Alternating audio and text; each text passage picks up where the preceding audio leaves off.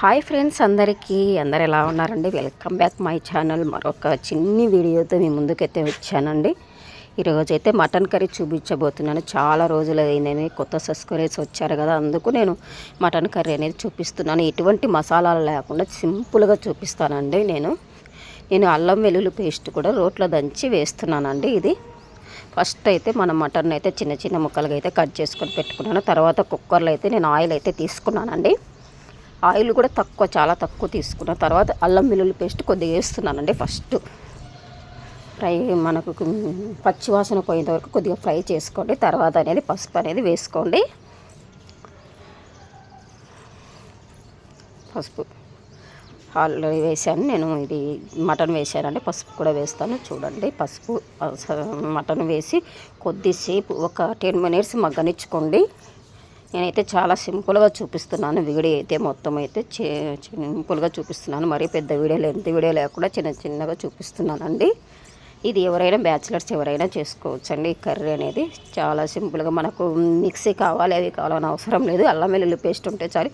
ఇప్పుడు నేను గుండకాయలు సపరేట్గా వేయించుకుంటానండి. దీనికి ఉప్పు కారం పట్టించేసి మరొక పాండీలో అయితే నేనైతే ఆయిల్ తీసుకుంటానండి. మనం తర్వాత పెడతాం కదా, దాంట్లో అయితే ఆయిల్ తీసుకొని నేనైతే మగ్గనిచ్చుకుంటానండి. ఈ గుండకాయలది కూడా బాగా టేస్టీగా ఉంటుందండి. చూడండి, ఇలా కొద్దిసేపు అలా పెట్టేసిన తర్వాత నేనైతే ఇలా తర్వాత గిన్నె అయితే పెట్టుకొని నేనైతే ఆయిల్ వేసుకున్నానండి. కొద్దిగా ఆయిల్ వేసుకొని అయితే ఫ్రై అయితే చేసుకున్నానండి. నేనైతే గుండకాయలు ఒక్కటేనండి తినేది మటన్లో. మిగతావి ఏమంతగా పెద్దగా తినను. చికెనే ఎక్కువ లైక్ చేస్తాను. నాలాగా మీరు ఎవరైనా లైక్ చేస్తుంటే కామెంట్ చేయండి. నేనైతే చికెన్ అంటే కొద్దిగా ఇష్టం అండి. నాన్ వెజే తక్కువ తింటాను, అందులో చికెన్ కొద్దిగా తింటానండి. ఇలా ఆయిల్ తీసుకొని ఆయిల్ అయితే ఫ్రై అయితే చేస్తున్నాను. ఇలా మొత్తం ఫ్రై కావాలంటే కొద్దిగా ఎర్రగా కావాలి. ఎర్రగా కావాలనుకుంటే ఎర్రగా ఆల్రెడీ ఫ్రై అయిపోయాయి. ఇంకా ఎర్రగా కావాలంటే ఎర్రగా చేసుకోవచ్చు. తర్వాత అయితే మటన్ కర్రీ అయితే మగ్గుతుంది కానీ దాంట్లో సాల్ట్ వేస్తున్నాను. గుండకాయలు కూడా వేయాలండి. లివరు, మటన్ లివర్ అండి అది. మేమైతే గుండకాయలు అంటాం, మీ సైడ్ ఏమంటారో కామెంట్ చేయండి. తర్వాత అయితే కారం వేసాను, ఉప్పు వేసి ఇంకా కొన్ని వాటర్ అయితే పోసి కుక్కర్ మూత ఒక 10 విజిల్ అయితే ఉడికిచ్చానండి నేను కుక్కర్లో అయితే. ఎందుకంటే మటను చాలాసేపు ఉడకాలి కదండి, అందుకే కుక్కర్లో వేశాను.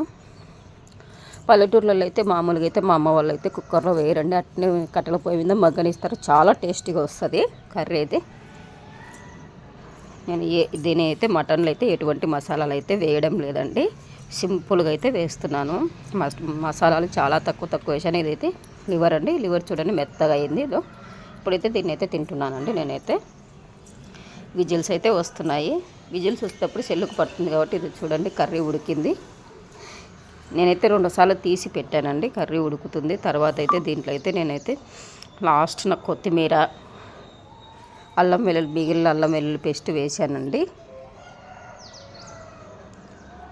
కొత్తమని ఉడుకుతుంది చూడండి మటన్ కర్రీ అనేది.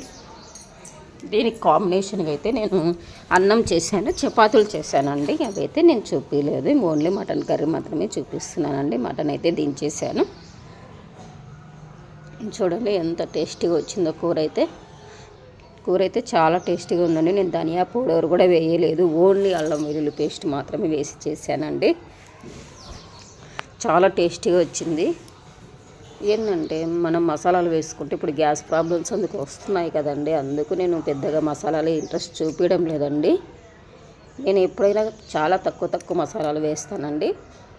అలా చేసుకుంటేనే ఆరోగ్యం అని నేను అంటానండి. మీరేమంటారో నాకు కామెంట్ చేయండి.